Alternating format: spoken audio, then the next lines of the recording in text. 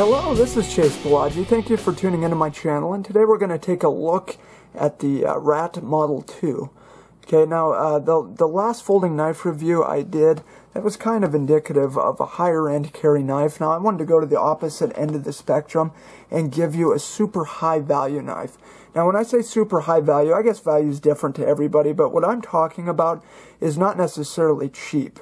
I'm talking about the kind of quality that you're getting for the amount of money that you're spending, okay? And this, frankly, I believe is the epitome of it. As a matter of fact, I would put this, definitely put this in my top 10 for all-time best value folding knives. So anyway, let's go ahead and get started. We'll get started right into the size of it. This is a great knife for EDC, okay? Now, if you guys haven't picked up before, these squares are indicative of 1-inch intervals here, so it is a very small knife. Now, you can see here, I'll just put it next to this since I've already reviewed it, so you get an idea of its size. It is small for those who prefer a smaller EDC.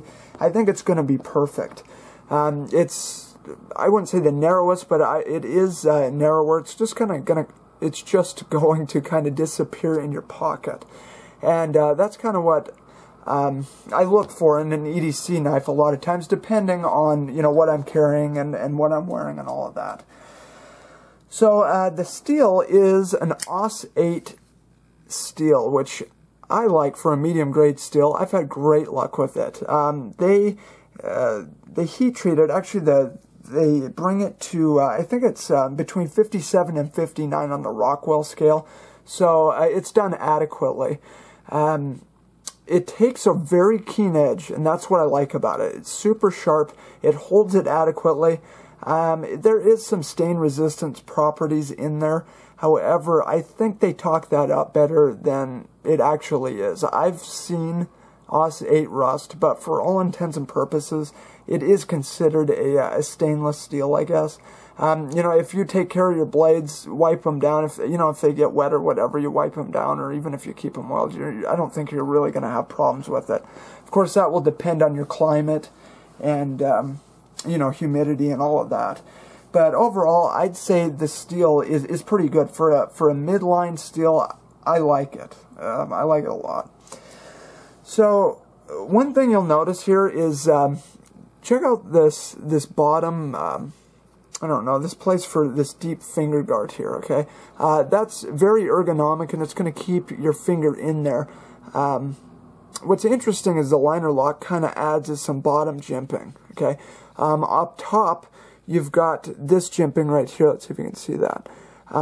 It doesn't look like much, but actually it works pretty well in locking your finger there. Now, as I mentioned before, I'm not a big jimping guy. Honestly, I've never used my EDC knife, you know, so in such a taxing way that I had to, you know, really bear down on jimping. I mean, honestly, more times than not, I'm opening boxes, cutting fruit, you know, opening mail, things like that. But I guess it is, for people who like it, it is nice, you know, it's something you have in your pocket and you have it out in the bush and, you know, you're carving or something. I could see it. So it does sport it, and it works very well. Now, the handle material is kind of this, I believe they call it nylon. It's kind of that FRN or plastic material. Honestly, I mean, up close it kind of looks cheesy, frankly. What is weird, and what I've kind of noticed on the other versions, though, like they come in black, they come in, you can get like a green, and then you can also get pink. But in the other versions, it doesn't show as much that it's plastic. You know, it could kind of fool you into thinking it might be a G10 or something in the other ones, and which is funny because this is more of a sought after color for whatever reason. As a matter of fact, it's even a little more expensive, where, you know, these would, I don't know, come in at between, I don't know, about $30, $35. You can get a black one, green one, pink one from, you know, $20 to $25. So I just thought that was strange, and, you know, I don't know why this is the highly sought after one, but anyway, moving on. It is a liner lock. Now, I know some people, they don't really care for liner locks. I don't mind them at all. I like them, and for everything I use them for, it's more than adequate for strength. You know, no, they aren't the most strong or the strongest locking system out there. For everything I'll need it for and what most people will need it for, I guarantee it's strong enough. But, you know, not a big deal there. If we look at the back here, notice it kind of has these pillars, okay, and also it is a see-through design, and that's going to be beneficial for people who tend to get foreign material just caught in their liners. It's just going to be easily blown out and, you know, even washed out. So, and it also adds to its weight savings. That's another thing. They did that right. I think it's 2.7 ounces for this little thing. I mean, that's just fantastic. That's in the ballpark of any really good EDC knife. So, as far as the lockup is concerned, it's really good. There might be a little bit of side-to-side play. There's zero up and down. So, very good. Done very well. Now, let's talk about the fit, finish, and design. Okay. Let's just start with the corners here and how the plastic meets up with the metal. I mean, look at that. It's fantastic. At no point is there, you know, overlapping or overhang of that plastic. They did a great job, actually. Although the handle material isn't anything to write home about, its fit is flawless, I will say that. Now, as far as the deployment, it's super smooth and very, very quick. You just put a little bit of, I don't know, tension in that thumb stud and it opens right up.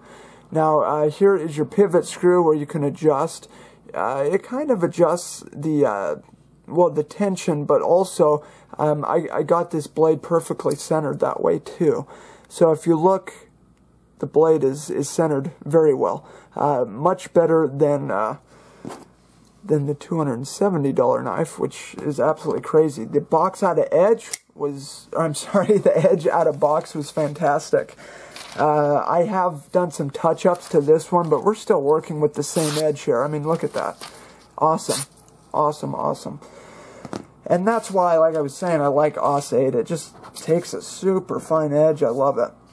So, anyway, so we already went over the centering. Let's talk about the pocket clip real quick. As you can see, it is a painted pocket clip, which not really a big deal, but it is going to show wear, and it does become pretty ugly. I wouldn't call that a gentleman's knife. I wouldn't call it that anyway, but it is going to show. So this is something that you'd probably carry with, you know, jeans or, you know, some 511 pants or, you know, something a little more casual.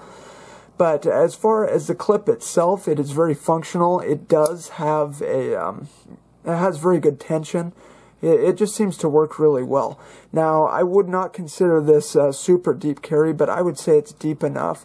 They left room for a little lanyard hold there, but the one thing that they did do that I really like is, well, it comes as is. It comes tip up right-hand carry, which is my preferred method of carry, but look over here. You can go tip down with it.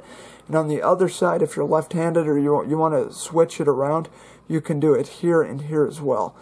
So I think that's great. It's fantastic that they just thought of just about everything with this small little knife.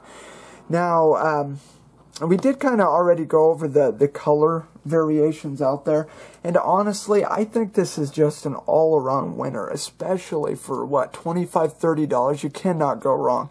I mean, I'm going to say right now, if you don't have one of these and you're looking for a decent EDC, this is fantastic. This is great. I think it'll hold up to anything you'd realistically throw at this thing for EDC purposes. Now, obviously if you're, you know, like a contractor, you're cutting carpet all day long, you know, this might not be the best, but for general EDC tasks, this is going to be a fantastic knife for you. Now, I'll tell you, I think if they came out with a something like S30V, maybe even VG10, and then put some like G10 scales or maybe something else, and then, you know, obviously the price would go up, but sold it as such, I would buy one in a heartbeat. I think they would have a hot seller on their hands.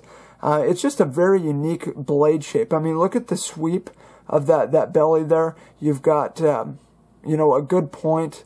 You've got just the blade shape. It's not it is kind of a weird looking knife. I always thought it was, but it is full flat ground, so it is a slicer. It's fantastic for slicing. So again, food prep or anything else, I've just found that to be the best slicing grind there. And then it's just your standard V grind at, your primary bevel there. It is made in Taiwan. It is made overseas, so some people don't care for that, but that is the way it goes. And unfortunately, if you want a blade at this price point, I guess that's just how it has to be. But anyway, let's see here. We'll look at the ricasso there and the grind. If you look at the grind, I think they call that the plunge grind. They did that perfectly. I mean, just the fit and finish on this thing for what it is just, it's stellar. It's awesome. The deployment, or the thumb stud, is on both sides for left and right, obviously. But I just wanted to show you this and give a quick look at it. I think it's a fantastic knife. But anyway, that is just a quick look at, maybe a review of the Rat Model 2. If you guys have any questions, as always, feel free to leave your mark in the comment section. And if you did enjoy this video, please feel free to like, subscribe, favorite, share these videos. I would certainly appreciate it. But anyway, until next time, this is Palagi, signing off.